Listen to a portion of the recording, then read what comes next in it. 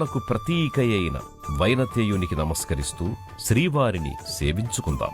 శ్రీవారి ప్రధానాలయంలో స్వామివారికి అభిముఖంగా గరుత్మంతుని సన్నిధి ఉంది. నమస్కార భంగిమలో రెక్కలు విప్పుకొని నిలచి ఉన్న గరుత్మంతుడు 6 అడుగుల ఎత్తులో శిలామూర్తి అయి కొలువుదీరి ఉన్నాడు. శ్రీవైష్ణవ సంప్రదాయంలో పెరియ తిరువడి అనగా గొప్ప దాసుడిగా గరుడాళ్వారును కీర్తిస్తారు. శ్రీవారి బ్రహ్మోత్సవాలలో దాస్య భక్తికి ప్రతీకగా గరుడ సేవనాడు స్వామివారు గరుడ వాహనంపై విహరించి భక్తులకు దర్శనమిస్తాడు.